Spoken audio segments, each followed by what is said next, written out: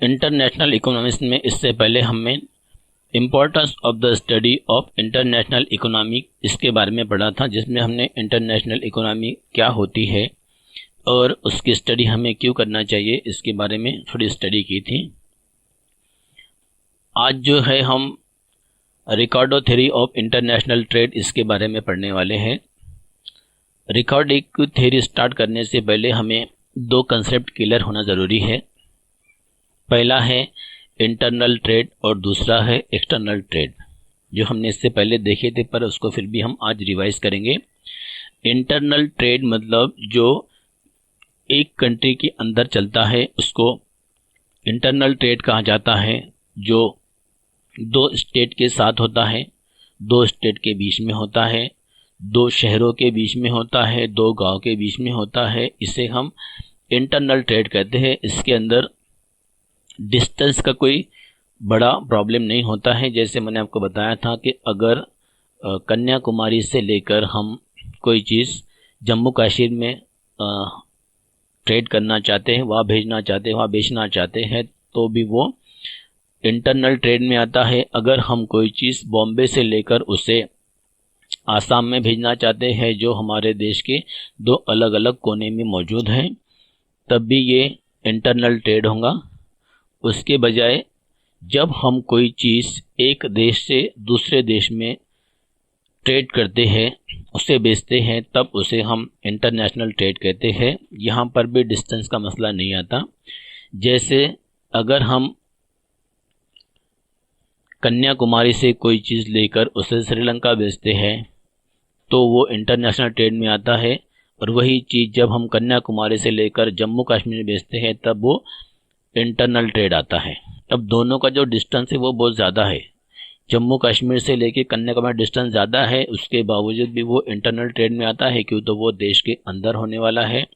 उसके अपोजिट जब हम कोई चीज़ आसाम से लेकर पश्चिम बंगाल में अगर उसे बेचते हैं तब वो इंटरनेशनल ट्रेड आता है। डिस्टेंस कम है मगर फिर भी वो दो अलग देश है, इसके लिए वो इंटरनेशनल ट्रेड में आता है। अब इंटरनेशनल ट्रेड हो या इंटरनल ट्रेड हो, इनकी ज़रूरत क्यों पड़ती है? अब जनरली माना यह जाता है कि दोनों भी जो चीज़ें हैं वो सेम है, मगर इसके अंदर जो मेन चीज़ है वो है कॉस्ट। कॉस्ट की वजह से ही हम ट्रेड करते हैं। जैसे अगर हम एग्जांपल ले लें खेती का, इंटरनल ट्रेड के हिसाब से अगर कोई किसान है जो 10 बोरी गेहूँ एक साल में उगाता है और उसका जो घर का खर्च है, मतलब उसे एक साल में घर में खाने के लिए 10 बोरी गेहूँ लगते हैं, तो ऐसे वक्त में वो ट्रेड नहीं करेगा। यहाँ पर ट्रेड नहीं होता है, क्यों तो जितनी उसकी ज़रूरत है उतना ही वो उगाता है। उसके अपोजिट अगर वो 20 बोरी गेहूँ अपने खेत में उगाता है और उसको जो खाने के लिए है 10 बोरी गेहूँ लगता है, तो ऐसे वक्त में उसके जो 20 बोरी गेहूँ है जिसमें 10 बोरी जो एक्स्ट्रा है वो उसे बेच देगा। तो इस वजह से जो ट्रेड है वो स्टार्ट होता है। मगर जो राइटर्स है, जो इकोनॉमिस्ट है, उनका ये कहना है कि सबसे मेन फैक्टर जो है इसके अंदर कॉस्ट रहता है, कि हम उसके लिए कितना कॉस्ट करते हैं, वो हिसाब से हम वो चीज़ को एक्सपोर्ट करते हैं या इंपोर्ट करते हैं, ये डिसाइड होता है। जैसे अगर एक किसान को 10 बोरी अनाज पैदा करने के लिए अगर 10,000 रुपये खर्च आता है,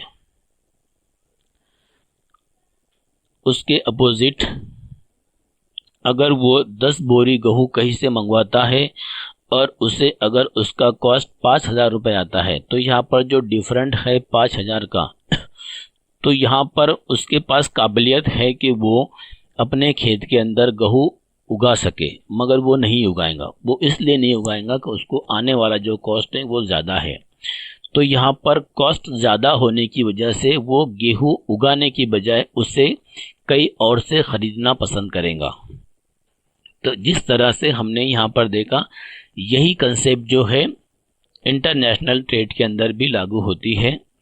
जैसे हमारे पास अगर किसी चीज़ का प्रोडक्शन होता है, जैसे मान लो अगर हम कपड़ा बनाते हैं, तो कपड़ा बनाने के लिए हमें रॉ मटेरियल की ज़रूरत पड़ती है, और वो रॉ मटेरियल अगर हमारे देश के अंदर हमको आसानी से मिल जाता है, तो ऐसे वक्त में कपड़ा बनाने का जो कॉस्ट है वो जाहिर सी बात है वो कम ही आने वाला है, तब हम यहाँ पर कपड़े की मिल बना सकते हैं। उसके अपोजिट अगर हम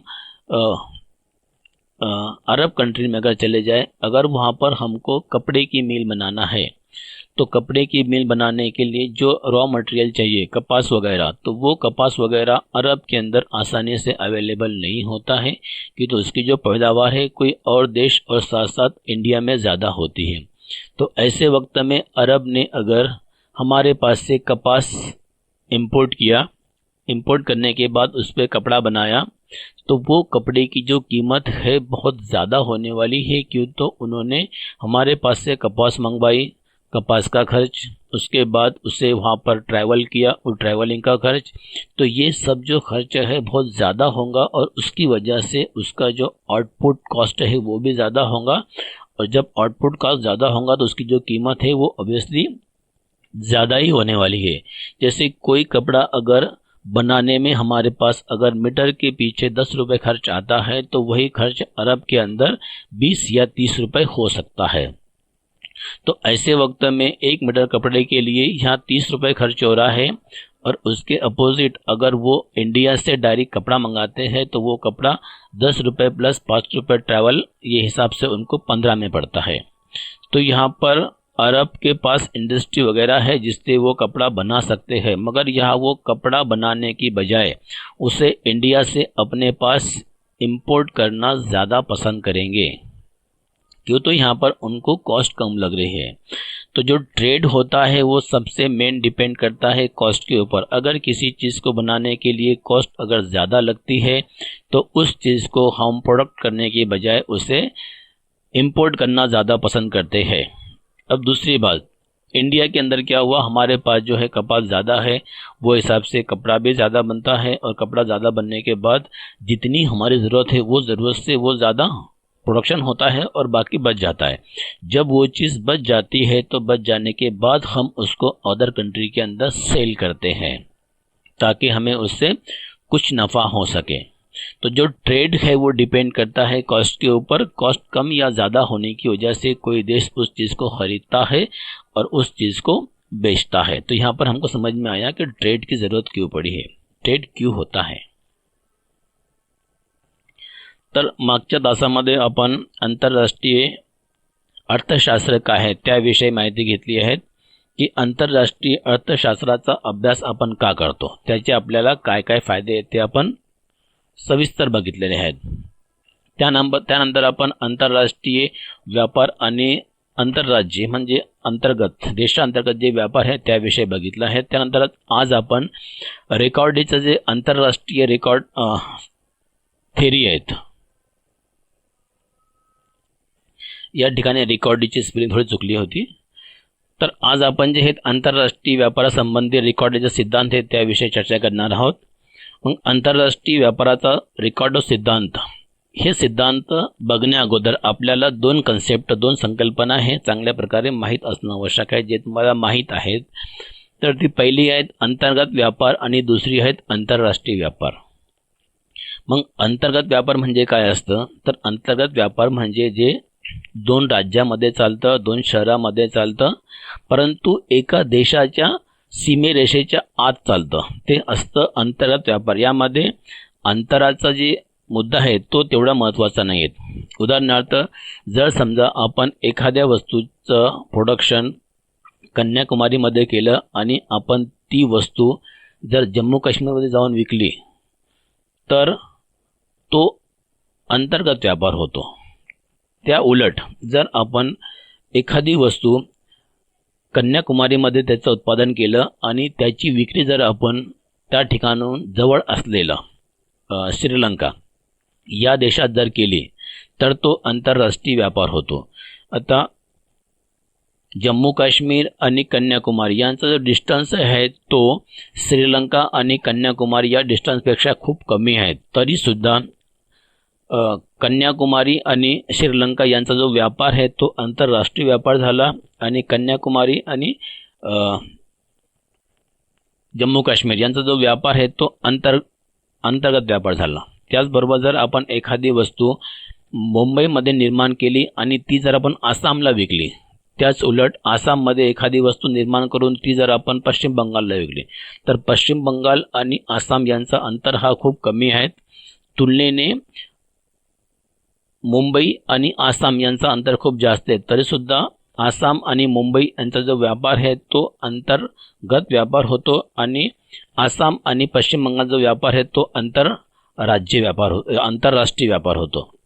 म्हणजे आंतरराष्ट्रीयमध्ये डिस्टन्सचं महत्त्व नसतं, महत्त्व असतं ते सीमारेषांचं. जर दोन सीमारेषांच्या आतमध्ये जर तो व्यापार होत असेल, एका देशाच्या सीमारेषांच्या मध्ये जर तो व्यापार होत असेल तर तो व्यापार असतो अंतर्गत व्यापार. आणि तो व्यापार जर दोन देशांच्या सीमांच्या आत होत असेल तर तो असतो आंतरराष्ट्रीय व्यापार. तर अंतर्गत व्यापार आणि आंतरराष्ट्रीय व्यापार या ज्या संकल्पना तुम्हाला समजल्या असतील. मग व्यापाराची गरज का निर्माण होते, का आपण व्यापार करतो, तर त्यासाठी महत्त्वाचं म्हणजे समजा जर आपण एखाद्या शेतकऱ्याचं जर उदाहरण घेतलं, उदाहरण आपण कोणतेही घेऊ शकतो पण आपण या ठिकाणी शेतकऱ्याचं उदाहरण घेऊ. समजा एखादा शेतकरी असेल, त्याने 10 पोती गहू आपल्या शेतामध्ये उत्पादन केलं आणि त्याला वर्षाकाठी त्याच्या कुटुंबाला 10 पोती अन्नाची गरज असते, गहूची गरज असते.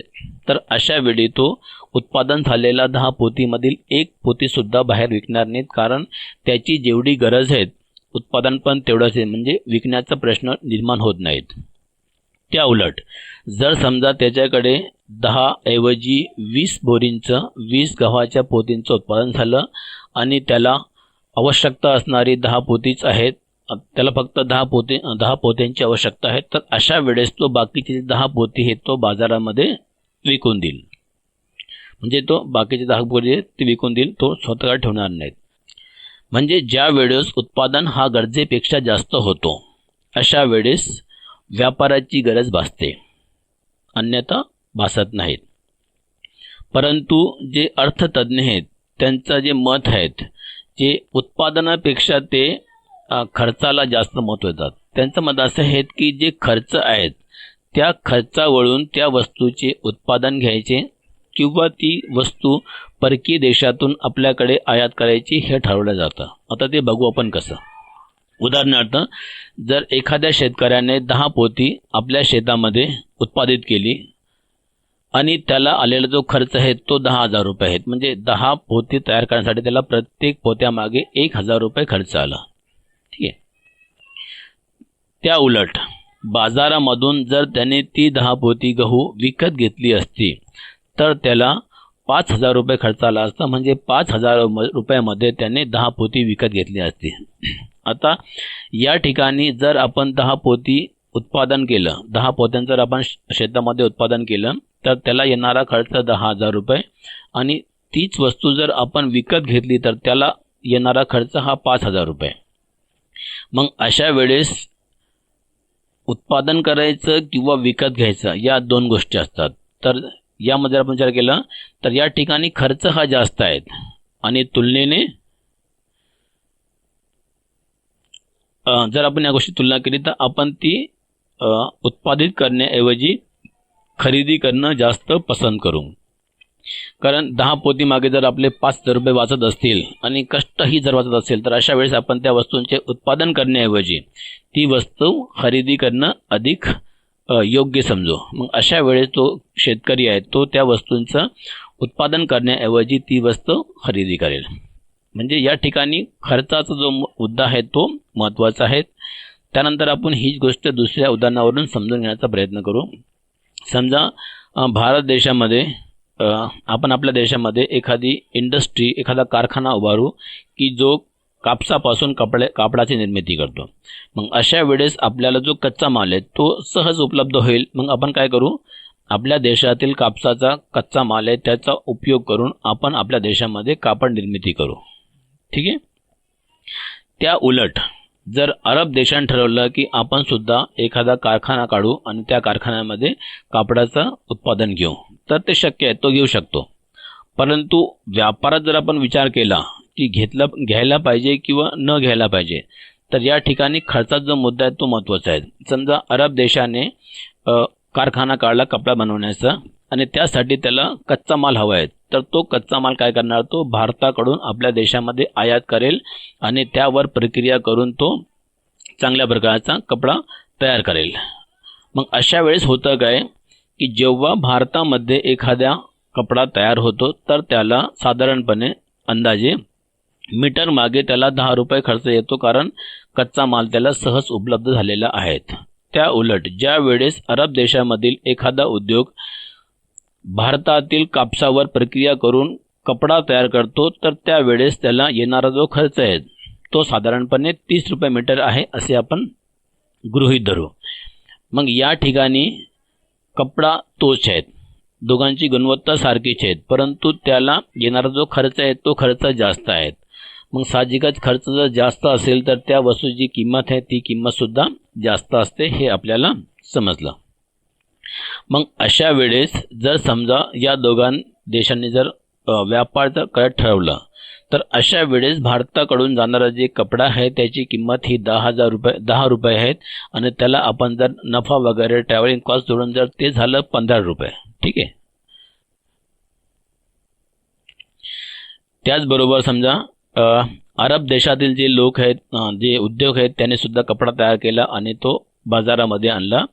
आता यांच्या वस्तूची किंमत आहे ती 15 रुपये आहेत आणि त्यांच्या वस्तूची किंमत ही 30 रुपये आहे। मग अशा वेळेस ज्या वस्तूची किंमत कमी असते त्या वस्तूला असणारी मागणी ही जास्त असते, हे आपल्याला अर्थशास्त्राचा नियम खूप चांगल्या प्रकारे माहीत आहेत। मग अशा वेळेस काय होतं की भारतातील जो कपडा आहे त्याची किंमत ही कमी असेल आणि परकीय म्हणजे अरब देशातील जे वस्तूची किमती आहेत, कापडाची किंमत आहे ती किंमत जास्त असेल, अशा वेळेस त्यांच्या वस्तूला मागणी राहणार नाहीत आणि आपल्या वस्तूला मागणी जास्त होईल। मग अशा वेळेस जो व्यापार आहे तो अयोग्य ठरेल। मग अशा वेळेस काय होतं की जो अरब आहे तो अरब आपल्या देशामध्ये कापसावर प्रक्रिया करून कापड तयार करण्याऐवजी तो भारतातील तयार झालेला जो कापड आहे तो आपल्या देशामध्ये आयात करेल आणि ती वस्तू विकेल, कारण ते त्याला स्वस्त पडेल। मग आपण आयात आणि निर्यात कोणत्या वस्तूची करतो तर बघा, ज्या वस्तूसाठी येणारा खर्च आपल्या देशामध्ये जर आपण ती वस्तू निर्माण केली तर त्यावर येणारा खर्च हा जास्त असेल तर अशा वेळेस आपण त्या वस्तूचे उत्पादन करण्याऐवजी ती वस्तू आपल्या देशामध्ये आयात करणे अधिक योग्य समजतो।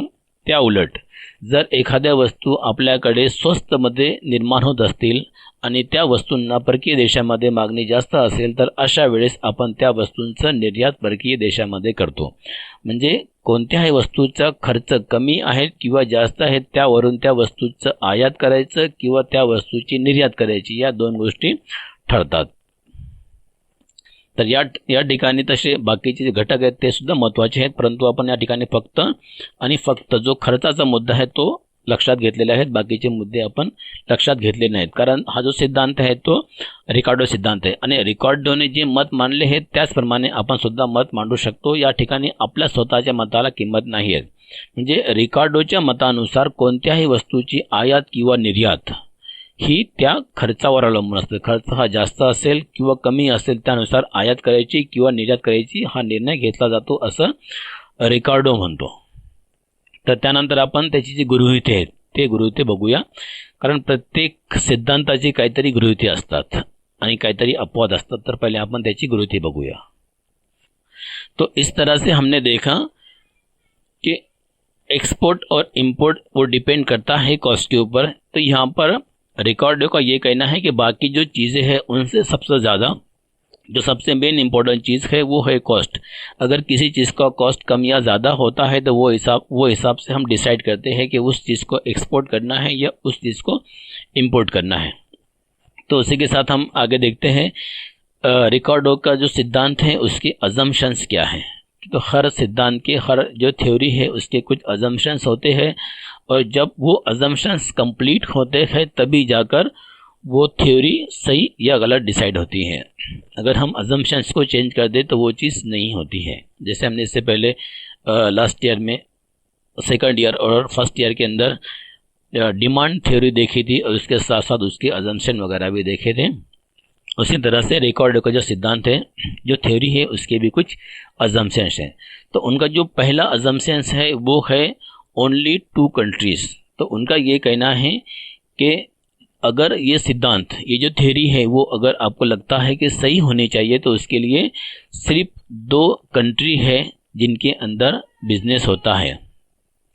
तो दुनिया के अंदर सिर्फ 2 ही ऐसी कंट्री है जिनके अंदर बिजनेस होता है, ऐसा इनका कहना है। जैसे अगर मान लो कि इंडिया के अंदर देश के अंदर इंडिया और अमेरिका, ये 2 ही देश ऐसे हैं जिनके अंदर ये बिजनेस होता है। जैसे अमेरिका को कुछ चीज़ चाहिए तो वो भारत से मंगवा लेता है, भारत को कुछ चीज़ चाहिए तो वो उनसे मंगवा लेता है, और जो प्रोडक्शन इंडिया में ज़्यादा होता है वो अमेरिका के अंदर एक्सपोर्ट होता है, और अमेरिका में जो प्रोडक्शन ज़्यादा होता है वो इंडिया के अंदर एक्सपोर्ट होता है। तो यहाँ पर उनका ये कहना है कि ये सिर्फ 2 ही देश के अंदर एक्सपोर्ट या इंपोर्ट होता है।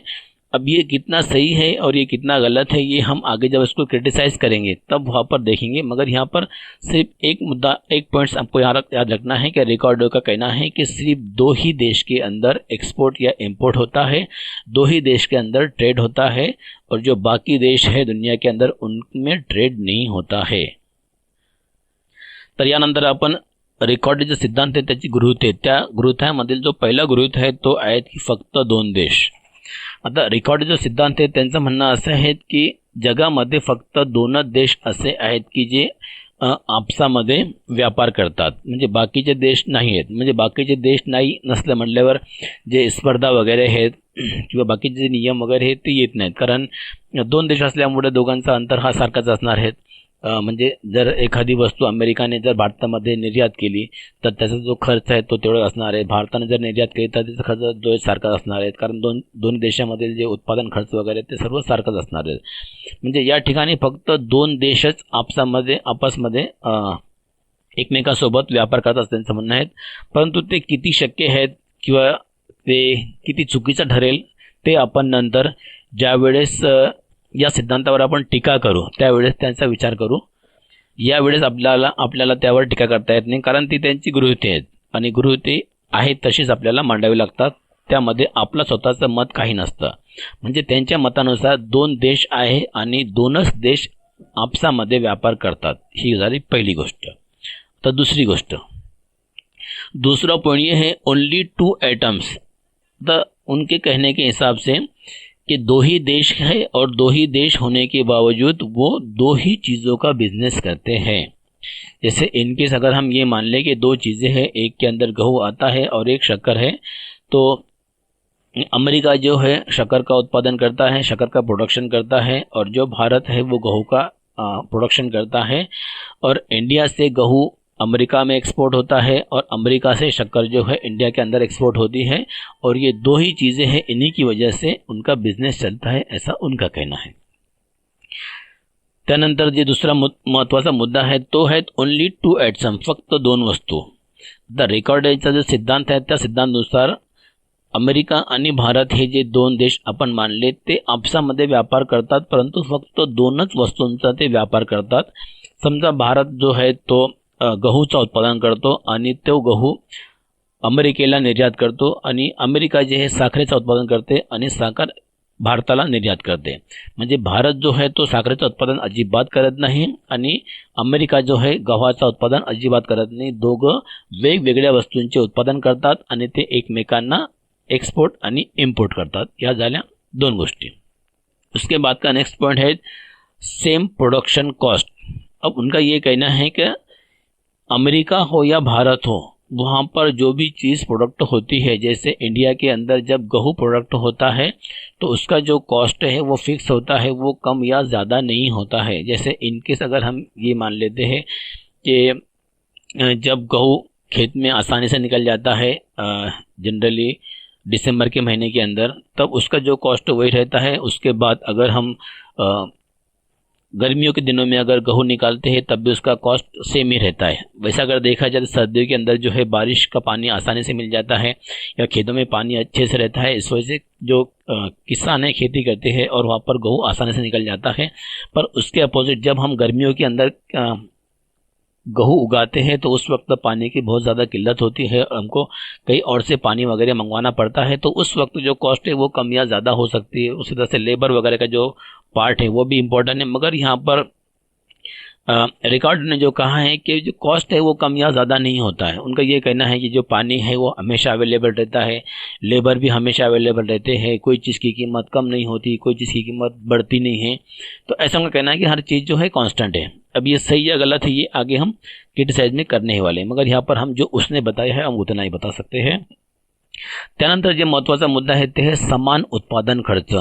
उत्पादन खर्च म्हणजे काय की एखादी वस्तू निर्माण करण्यासाठी त्याला येणारा खर्च, एकूण खर्च त्याला म्हणतात उत्पादन खर्च। मग त्यांचं म्हणणं असं आहे की उत्पादन खर्च हा कधीही वाढत नाही, तो आहे तर स्थिर असतो। समजा आपण जर थोडा विचार केला तर आपल्याकडे जे गहू आहे ते साधारणतः डिसेंबर जानेवारीमध्ये काढलं जातं किंवा एखाद्या वेळेस ते पुढे वाढतं, परंतु या काळामध्ये ज्यावेळेस आपण गव्हाचं उत्पादन घेतो त्यावेळेस त्याला लागणारं जे पाणी आहे ते सहज उपलब्ध होतं। ते सहज उपलब्ध होतं कारण ज्यावेळेस आपल्याकडे पाऊस वगैरे चांगला असतं, त्या उलट ज्यावेळेस आपण उन्हाळ्यामध्ये एखाद्या वस्तूचं गव्हाचं उत्पादन घेतो त्यावेळेस त्याला लागणारा पाणी हा जास्त असतो, परंतु पाण्याची उपलब्धता कमी असते। अशा वेळेस आपण ते पाणी खरेदी वगैरे करू शकतो आणि त्यावेळेस जो खर्च आहे तो वाढवू शकतो। परंतु रेकॉर्डचं असं म्हणणं आहे की या मध्ये कोणत्याही प्रकारची वाढ होत नाही, म्हणजे लेबरची किंमत वाढत नाही, पुन्हा पाण्याची किंमत वाढत नाही, बाकीच्या कोणत्याही वस्तूंची किंमत वाढत नाही, म्हणजे जो खर्च आहे तो समानच असतो। मग ते किती चूक बरोबर ते आपण नंतर टीकामध्ये बघणार आहोत। उसके बाद जो सेकंड पॉइंट है वो इक्वल लेबर प्रोडक्टिव, समान उत्पादन, इक्वल लेबर प्रोडक्टिव म्हणजे समान श्रम उत्पादक। म्हणजे इससे पहले हमने जो देखे हैं कि दो वस्तु की जो दो चीज़ों की जो कीमत है वो बिल्कुल सेम रहती है, उसी तरह से जो लेबर है उनकी जो प्रोडक्टिविटी है वो भी बिल्कुल एक जैसी होती है, ऐसा उनका कहना है। जैसे अगर हम ये मान लें जनरली कि सर्दियों के अंदर जो है इंसान की काम करने की जो कैपेसिटी है वो ज़्यादा होती है, पर गर्मियों के अंदर उसकी जो कैपेसिटी है वो थोड़ी कम होती है, ऐसा हम मानते हैं। तो उसकी वजह से सर्दियों के अंदर जो है प्रोडक्शन ज़्यादा होता है और गर्मियों के अंदर प्रोडक्शन कम होता है, क्योंकि तो गर्मी की वजह से लोग जो है ज़्यादा काम नहीं कर पाते। सुबह 2 या 3 घंटे वो काम करते हैं, दोपहर में जब गर्मी बढ़ जाती है जनरली 11 से लेकर 3, 4, 5 के बीच में, तो ये टाइम में जो है काम वगैरह बहुत कम होते हैं। तो उसकी वजह से प्रोडक्टिविटी है जो कम हो जाती है, इंसान की काम करने की जो ताकत है वो कम हो जाती है। मगर यहाँ पर रिकॉर्ड का कहना है कि ऐसा नहीं होता है। जो लेबर है उसकी जो कैपेसिटी है वो कभी भी कम नहीं होती, वो साल भर बिल्कुल एक जैसी होती है, ऐसा उनका कहना है। त्यानंतर जो दूसरा महत्त्वाचा मुद्दा है तो है की एक श्रम उत्पादन, समान श्रम उत्पादन।